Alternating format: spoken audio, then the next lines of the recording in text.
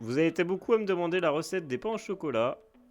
Donc aujourd'hui, je vous propose la recette. Une recette très simple, très efficace, super bonne. Et comme ça, vous aurez tous les dimanches des pains au chocolat. Vous allez voir que c'est très simple d'en avoir des frais tous les dimanches matin. Donc c'est parti pour la recette. Donc je vais ajouter mon sel. Comme ça, on est sûr qu'il n'y a pas de contact avec la levure. On va mettre la farine par-dessus le sel. Et après, on pourra mettre tous nos ingrédients ainsi que la levure. Les ingrédients et les quantités sont en description de la vidéo, n'hésitez pas à aller voir, vous retrouvez tout en détail, ainsi que la cuisson. Donc là, on va remettre tous les ingrédients et j'utilise une levure fraîche de boulanger. Vous pouvez aussi utiliser de la levure sèche, hein, mais j'en trouve très facilement. Par exemple, à Carrefour, dans le rayon pâtisserie, il y a des petits cubes de levure comme ça disponibles. Donc on va pétrir 6 minutes en première vitesse, tout simplement, et on va pouvoir débarrasser notre pâte au bout de 6 minutes. On va fariner un peu la cuve du batteur. On va former une petite boule très rapidement et remettre ça dans la cuve. Je vais filmer avec mon film soi-disant étirable. Non, il est nul ce film. Et au bout d'une heure et demie, bah voilà, on aura laissé reposer la pâte. On va pouvoir la reprendre. On va l'étaler en sédant de farine, hein. C'est pas que ça colle, non, ça colle pas, c'est juste plus facile à étaler avec de la farine. Donc voilà, je vais former un beau rectangle, d'ailleurs un peu trop gros mon rectangle, vous allez voir, je vais m'ajuster après. On va pas chercher à avoir une recette parfaite, hein. Les meilleurs croissants ou pain au chocolat de France, c'est pas ce qu'on cherche, hein. Vous allez voir une petite recette très simple, on va pas rentrer dans beaucoup de détails et ça fonctionne aussi bien. Donc là j'ai formé un rectangle, je vais le mettre de côté et je vais prendre mon beurre qui est bien froid, il sort du réfrigérateur. Je vais le fariner tout simplement pour pas qu'il colle au rouleau.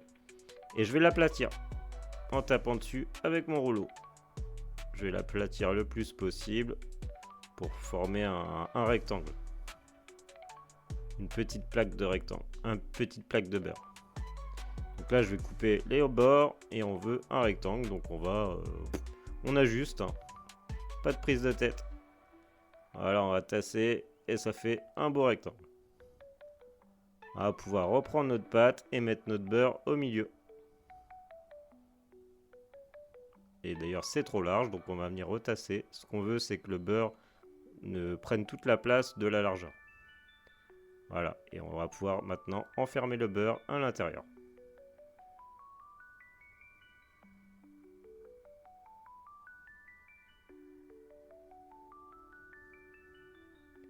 Voilà, on va pouvoir essayer de souder, hein, mais c'est pas très important. Et puis on va le pivoter sur le côté, dans l'autre sens. Et puis maintenant, on va l'étaler. Donc on refarine toujours pour s'aider. Et puis avec notre rouleau, on va faire des petits quarts de cercle dans un premier temps pour pas tout déchirer. Voilà, des tout petits quarts de cercle en appuyant. Et une fois fait, on va pouvoir commencer à rouler. Voilà, on roule, c'est parti. On va allonger. Toujours en s'aidant de farine.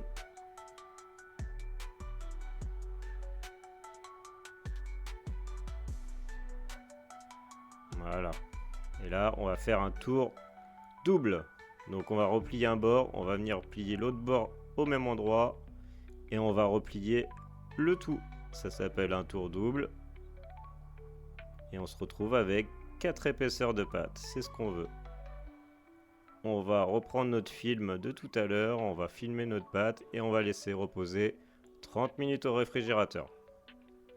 Au bout de 30 minutes, on va ressortir la pâte et on va mettre notre pli sur la gauche. Vous voyez, le pli est bien sur la gauche. Toujours un peu de farine. Je vais élargir un tout petit peu. Voilà, on élargit un tout petit peu. Et ensuite, on va l'allonger.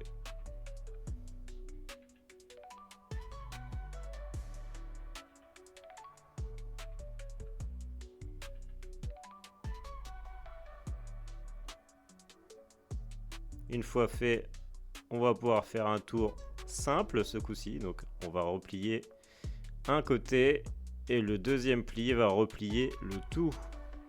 Voilà.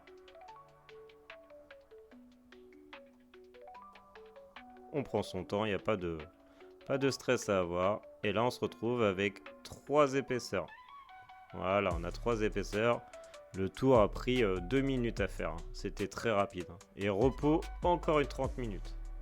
Au bout de 30 minutes, on va pouvoir étaler complètement la pâte. Donc, je vous mets les dimensions de comment j'ai étalé et la grandeur des pains au chocolat au détail. Tout ça est en description. Donc, j'ai bien étalé ma pâte. Je reprends mes mesures pour être sûr. On n'est pas au millimètre près, pas de panique. Donc je vais un petit peu couper les extrémités qui sont pas très belles.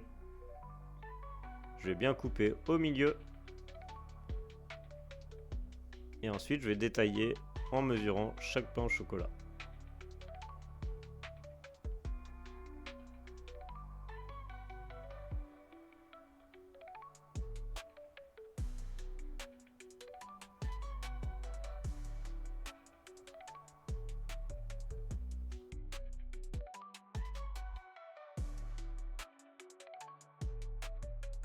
Ensuite, le chocolat, je prends une plaquette. Tout simplement, j'ai coupé un petit bord pour qu'il fasse la grandeur, la largeur du pain au chocolat.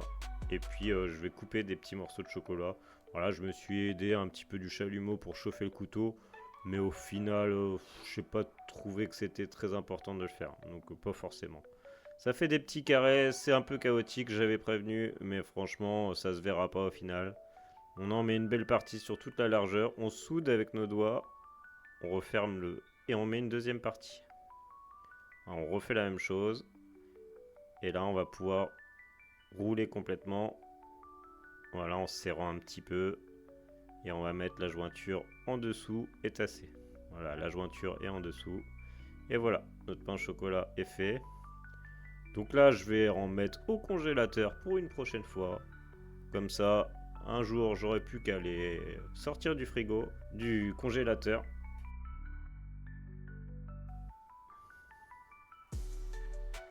Et voilà, on va mettre cela à pousser en étuve dans notre four. Donc je vais prendre une casserole bien chaude avec le couvercle. Je vais mettre ça dans le fond du four.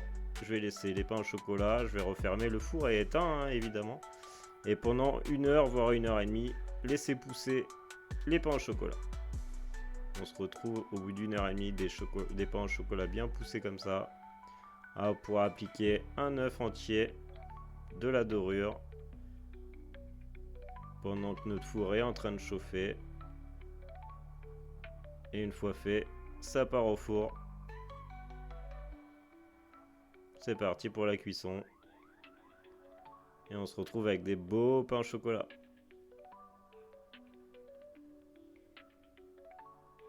J'espère que la recette vous a plu. N'hésitez pas à vous abonner, laisser un petit pouce, ça fait toujours plaisir. Un petit commentaire, c'est génial. Merci beaucoup. C'était Ben, salut.